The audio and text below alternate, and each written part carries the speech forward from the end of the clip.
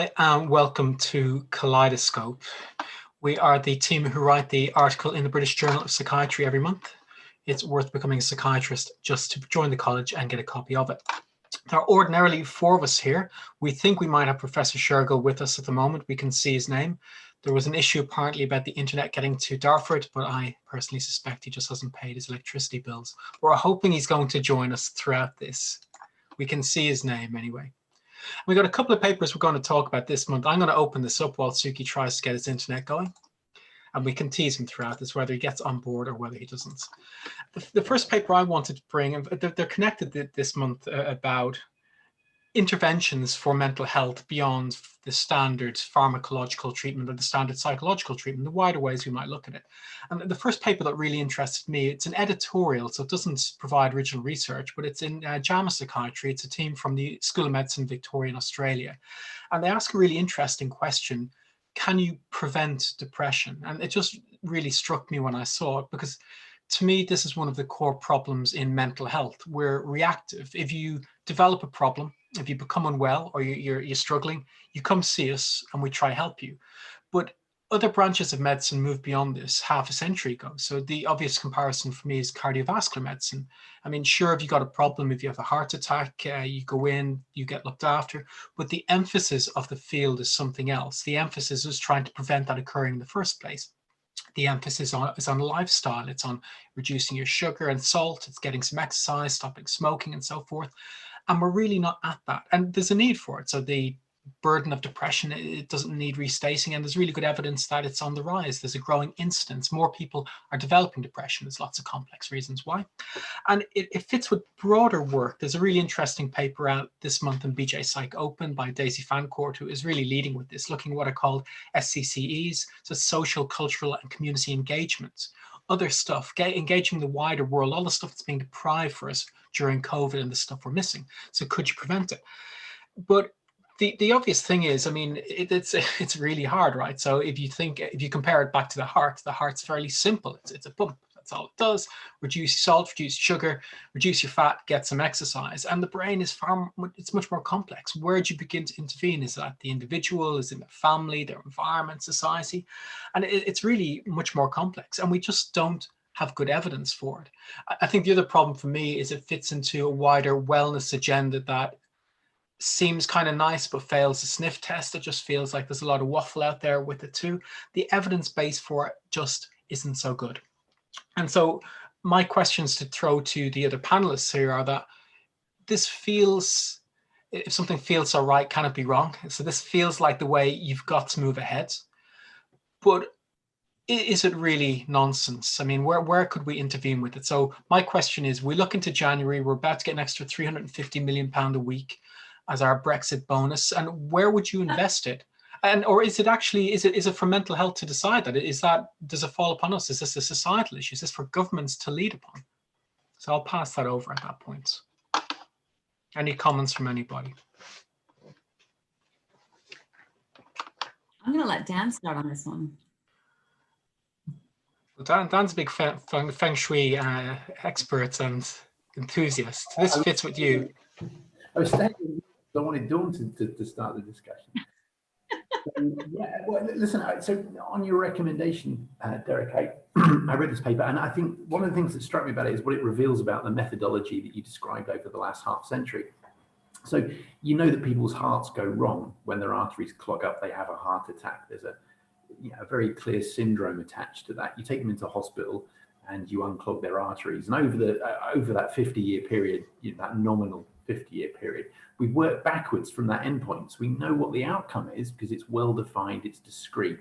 We know the organ system that's affected and we work back from that. And people have now come to the conclusion, now hang on a minute, if you reduce people's blood pressure, well, that could prevent that happening in the first place. So it seems to me that the scientific process of arriving at primary or early secondary prevention has been from a clear outcome, a discrete outcome at that, and then working backwards.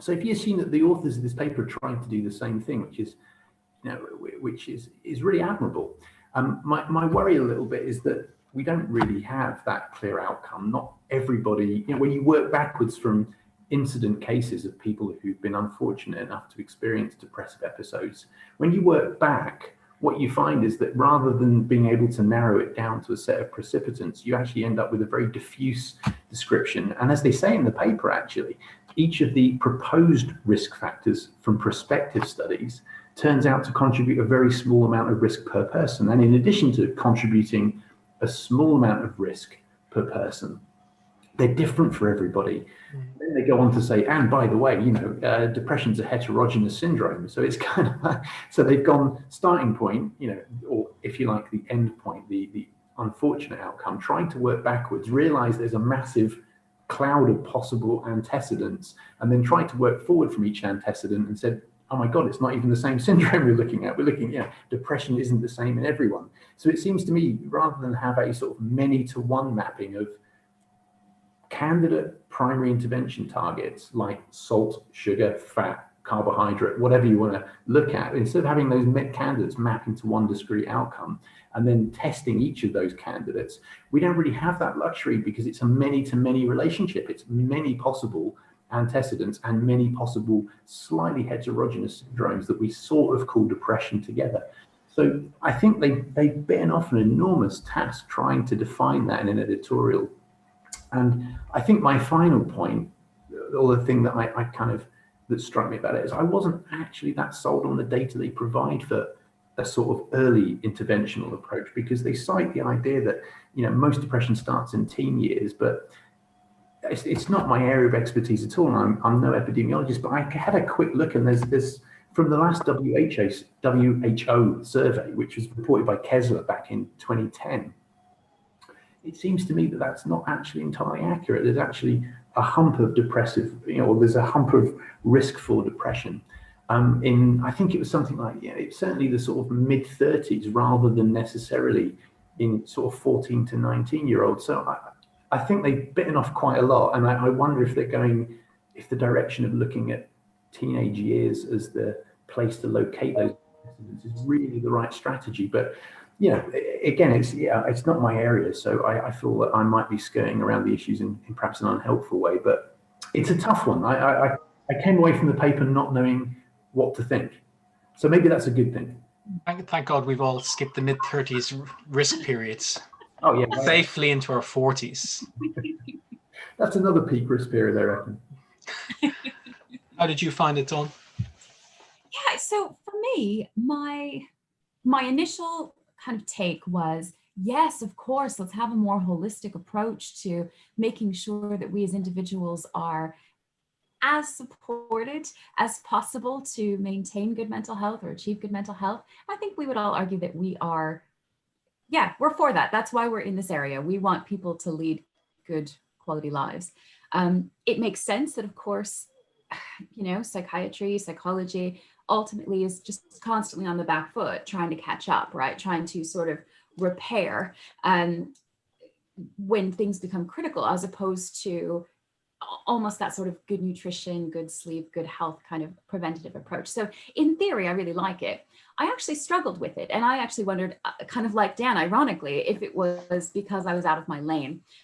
For me, I took almost more of a user experience to all of this, particularly reading the stuff around workplace things. This idea that like, yes, this is a really good idea. We could get to everyone in the workplace. And then the paragraph below sort of talked about, of course, workplaces are full of things that contraindicate any kind of mental health benefits or potential prevention intervention points. And I really thought there's a lot of stuff going around right now with, we've been into COVID for nine months plus at this point. And it seems like we've hit sort of a new normal where ultimately everybody's being asked to kind of do more.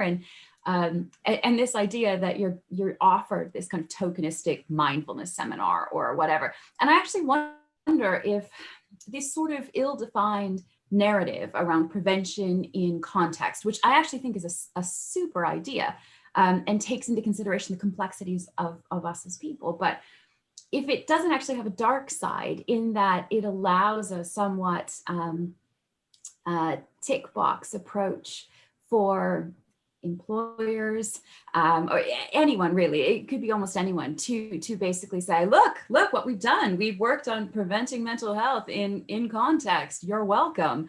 And then somehow allows like maybe a skirting of responsibility, or I don't know, it's almost like I think I've got a little bit of a cynical view towards this, which is not usually my take on things, but I worry that it could commercialize benevolence and in fact become something that is ultimately about skirting responsibility. There's a real resource issue, isn't there, too? So you're right. I mean, the effect size is really small. It's not convincing. There's definitely got to be a lot of nonsense in that whole wellness market too, besides some things that might work. The things that often strike me in a management sense is that these are rough figures, so they're inevitably going to be slightly wrong, and it's quite hard to study this. But there's relatively reasonable epidemiological data that suggests maybe 1 in 4 people on antidepressants have depression. Now, they got social problems in life. I don't think they're, again, investigators for Panorama, but maybe 1 in 4 people with actual depression are getting any treatment at all. So at the moment, maybe 3 in 4 people with depression are getting any treatment. The 3 in 4 people with depression are getting no treatment. And our services are really stretched. So the NHS is fairly busy. It's fairly busy in primary care. It's fairly busy in secondary care. And we're getting 25% of people in. I don't think we can afford to invest resources. So this is paradox, of course. If you could invest in preventive care, we wouldn't have so many people. We don't have the resource to deal with the demand that's coming in the front door. Where does it come from? Investing in preventative work. Who goes out there? What team of professionals that don't currently exist or aren't working are going to go deliver something that might deliver benefit in 10 years? I mean, it's lovely. It's a lovely idea, but we can barely take what's coming in the door. So Professor Shergill, welcome to the interweb. Yay! I just want to check that you can hear me. Is No, that we working? can't. Okay, that's good. I'm glad that you can't. So I'm doing it on the phone today, just for a bit of variation.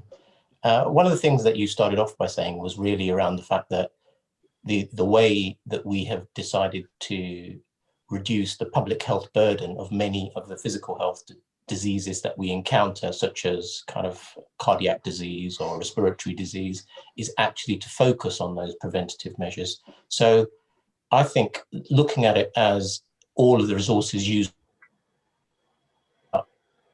hospitals already, we can't afford to invest money in preventing things, is really a completely about-face way of looking at it, that actually it may be that you need to find more money, and maybe you can use the 365 billion a week that you spoke about at the beginning of the talk.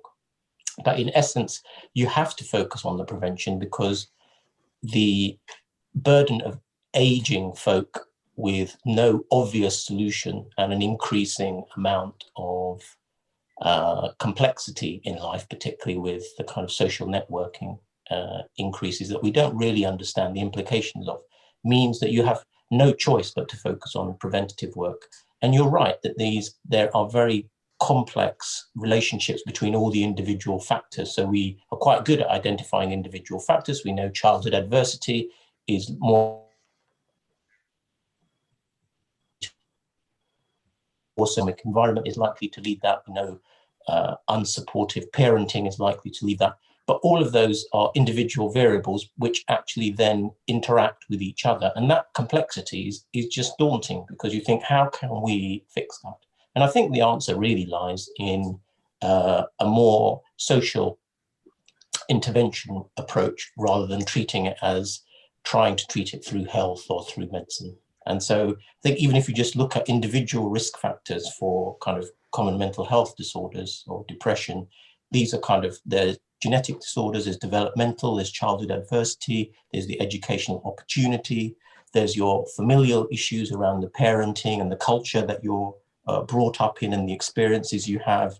There's the social kind of environment around the economic adversity, the levels of support, the communication networks you have, and then you may move on to educational work. And again, there's a range of financial risks, choices, how well your occupation fits to your ability. And then ultimately you have the bunch of leisure activities where if you have opportunity there are protective factors, and you're going to move on to that in terms of the next paper, in terms of access to green and blue space, in terms of exercise and healthy behavior. And then there are also kind of risk behaviors, which are drug and alcohol abuse. So what you want to do is have a system that impacts all of those. And because, as Dan said, that all of these individual variables have a small effect, what you need to do is try and hit as many of those as you can. So I disagree with Derek that we should just give up on this. I think actually what you need to do is try and impact as many of these small variables as you can, because then if the interaction model is correct, that actually having multiple small positive benefits will actually yield quite a big gain downstream. Is one of the challenges with it. I mean, it's a seductive argument. It's really hard to disagree with it, with the broad principles, but it also comes back to the evidence and the small effect size. So even if you get interventions that work, the numbers needed to treat, the amount of, you could imagine sinking very large sums of money in and not being certain. Like, of course, you're going to track gains over decades. So you're sinking in money now to help in 2030. So it's a huge investment. So it's hard to philosophically disagree, but in a really stretched resource, where do you invest it? And then the other thing for me is, whose problem is this? Is this for the NHS? Is this, if I think where I work, it's kind of an integrated health and social care system? Is it societally? You've got those social determinants of health, right, that have been discussed for decades. And the further out you impact, the more the better the gains, but the broader the intervention, who should be doing it? Yeah, I guess, maybe one thing that's lacking, well, we keep talking about the lack of evidence for any one of the interventions, or sorry, any one of the antecedents of, depressive disorders. I mean, I'm guessing, and I don't have an answer, but there must be a number of natural experiments that are going on around the world for societies, cultures, and an embedding of those social and cultural factors that support people not becoming stressed or not becoming on that pathway to depression. I mean, I'm guessing there must be data out there that would give us some place to focus it. And then I guess, like you say, Derek, is which part of the public sector then becomes responsible for implementing that? And I'm not entirely sure I have answers to any of those things. I'm just floating the idea that, actually, I'm floating the idea that there's a nirvana somewhere around in the world where people have lower, incidence rates of depression, and we can learn from that. But I don't know where that would be right now.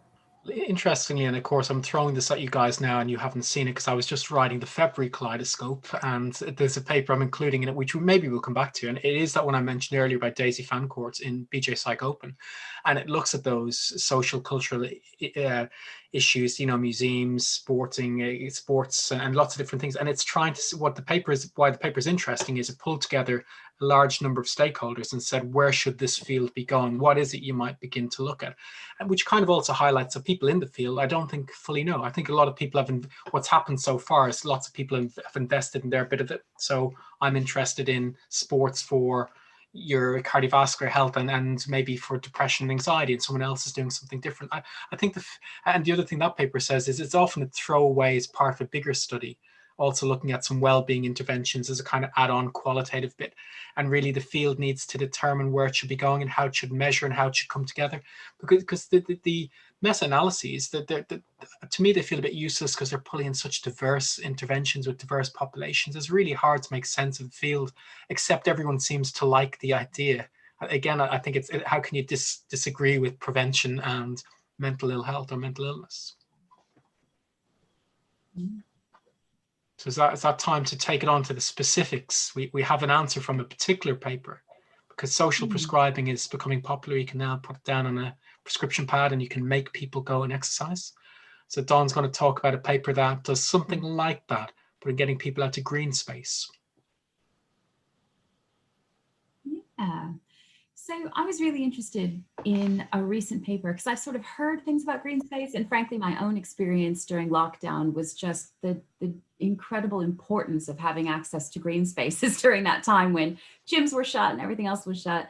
And we see a lot of data to support that time spent in nature is good. It definitely reduces the amount of sort of onset of mental health disorders. We see that people who have common mental health disorders actually benefit more from walking in natural spaces than walking in urban areas. And it kind of goes on and on. And so there's this really lovely, natural, intuitive idea that perhaps knowing that people struggle to access treatment and or respond to treatment as it currently exists, perhaps we could integrate that as more of a holistic way of approaching common mental health disorders. And so this idea of green prescribing has come about, and it's actually technically kind of green and blue spaces. So it could be anything like horticulture therapy, you go and you work in a garden, or wilderness therapy, or it could be outdoor swimming, kayaking, whatever, just anywhere where you can see green or blue in a natural way seems to be the way forward. And there are these sort of already approved providers of these types of programs, but it could also just be to say, go spend some more time in nature. And it's got appeal, right? It's got kind of superficial appeal, and lots of folks have been talking about it. It's really interesting because the early data do support it, but they tend to have been small studies and the subjects tend to have been self-selected. So this was the first time we ever looked at this in scale. And it's really important because actually there are some factors that come with common mental health disorders that can kind of veer off these types of really promising looking things in the same way that schemes to try to increase physical activity have been kind of diverted. And it's sort of a motivational deficit that's associated with depression and experience avoidance that comes with both depression and anxiety. So these barriers can cause an issue. And we also know, because of something called self-determination theory, this idea that basically we like to decide what we do and we don't like it when people make us do stuff, says that in fact, if you feel like someone is making you do something, it could actually decrease the sort of, obviously the intrinsic motivation to do the thing, but it could also become aversive, particularly if you have anxiety or depression. So these guys harnessed one of these massive data sets that I'm absolutely obsessed with. This one was the EU Horizon 2020 study, and it actually collated information from over 18,000 people in 18 different countries all across Europe, but it also included the US, it included Australia, and it included China. And it asked them a bunch of different questions, but there was a subscale specifically around their interest and engagement with these sort of natural spaces. And so ultimately what they did, now to be fair, I think this is maybe a problematic measure, but if we take this as just kind of an indicator of where the data are going, it's an interesting piece to reflect on. But they used self-disclosed medication prescriptions for either anxiety or depression as their way of determining whether someone had depression and or anxiety. So obviously we just heard that probably means a whole bunch of people in this data set were not included because they didn't have a current prescription. But nonetheless, we ended up with 2,700 people, roughly about 900 with depression only, 1,000 with anxiety only, and about 750 that had both.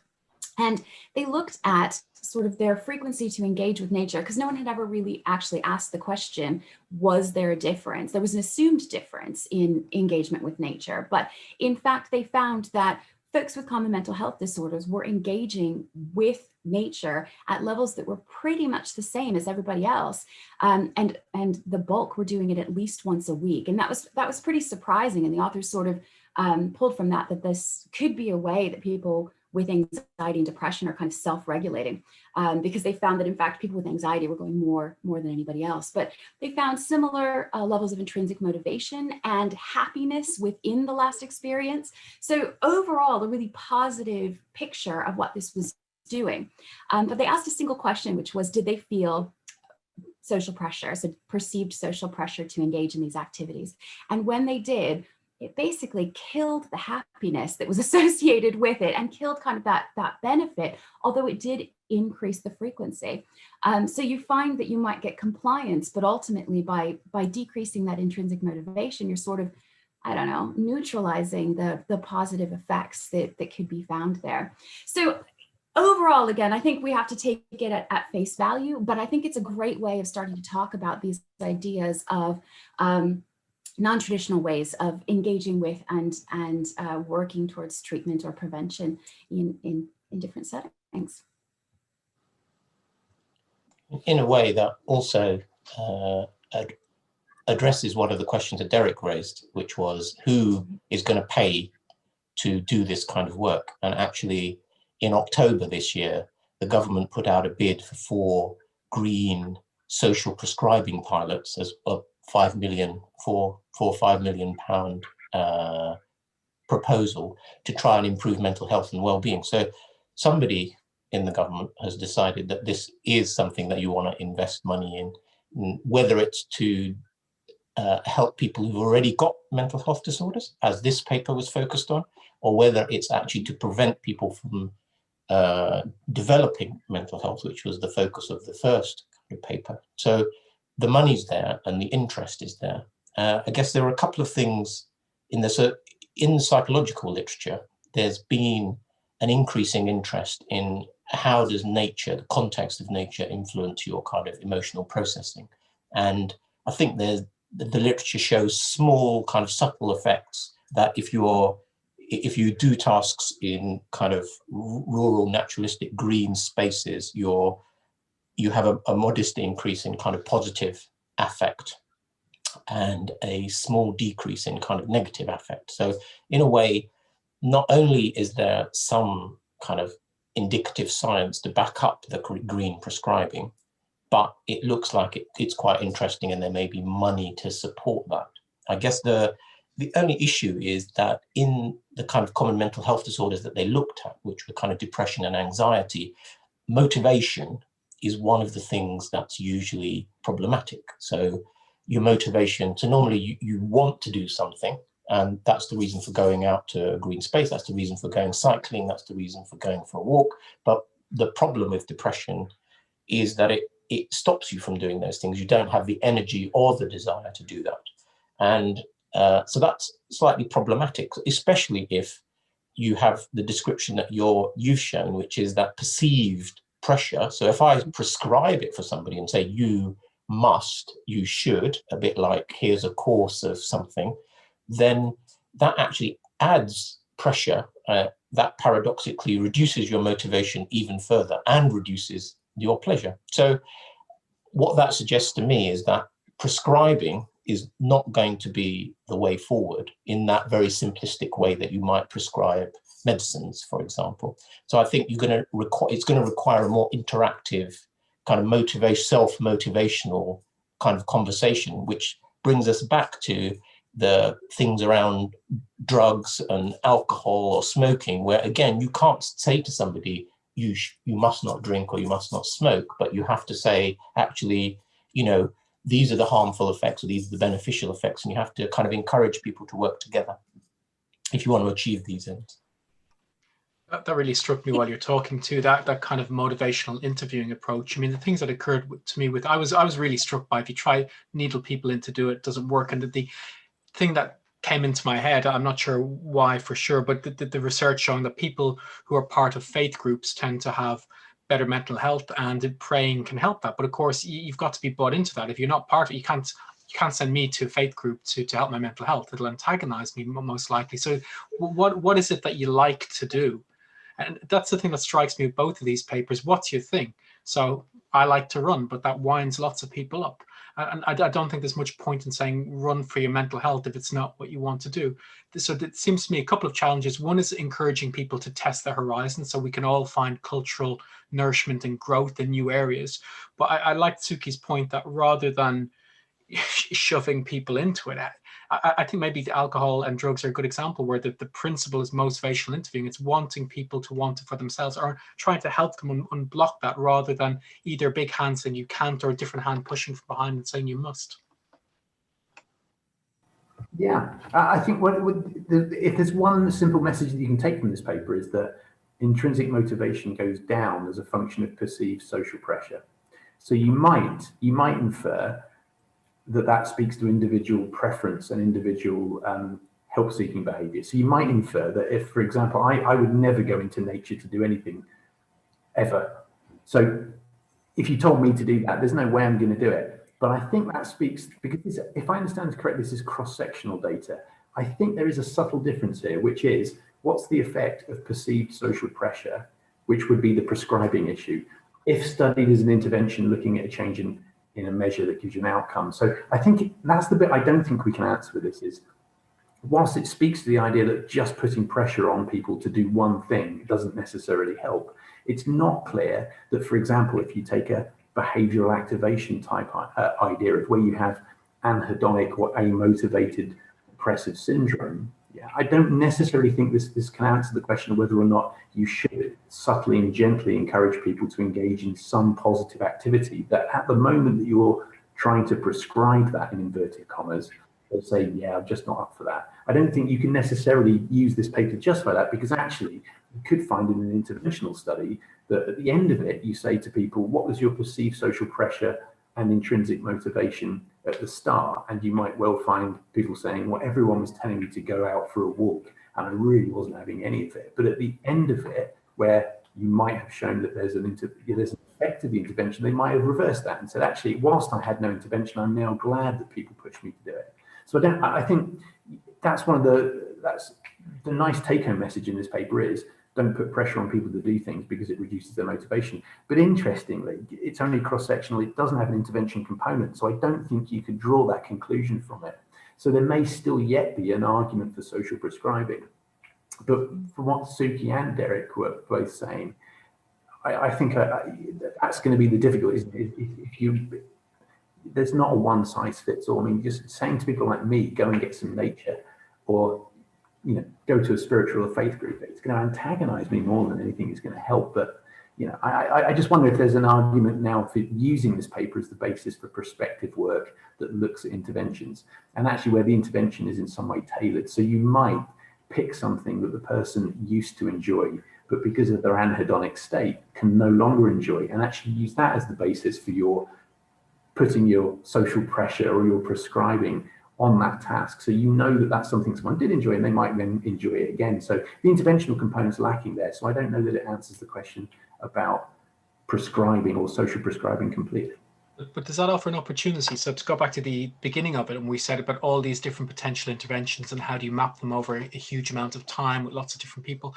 But if you take what you've just said, if you take things that people might have liked and then use that and map that and see how you get people engaged with it, you could actually look at it a different way, rather than seeing what happens if you open up 400 new basketball courts.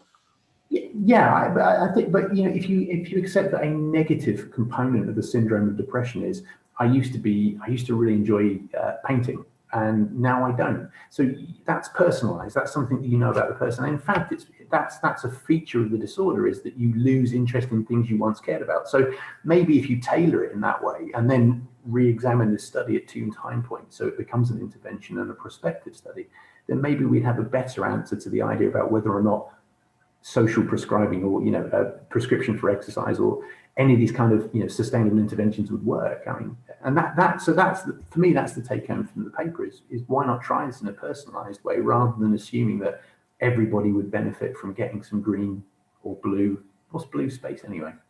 Lakes and rivers, walks near blue space. Gotcha. I think that comes back to Derek's point, right? About personalized, about it's almost like motivating interviews to try and encourage people to either pick up skills they were interested in or to encourage them towards taking up new skills. And we're now in danger of veering into nudge principles, right? And all of the exactly. the evidence of behavioral nudging. Perhaps that's for another time. Yep. But I think there's also an important kind of social component to this, which is that we know that low socioeconomic status areas have poorer natural environments, and most people are only likely to go locally. So it could be that actually a targeted intervention of money, of basketball hoops and parks and whatever, could actually help with the disparity that we see in mental health outcomes in low socioeconomic status spaces. Providing that and making that available could actually trigger an intrinsic motivation that's lacking because of the poor quality accessible spaces there. So another thing to think about. Okay, so we're not telling everyone to go out to green space or blue space, or if you like, Dan, the opera, whatever it is you like to do. He's laughing, but it's genuine. Well, thank you for joining us again. This is recorded, so we have them all uploaded, and we hope we see you again next month.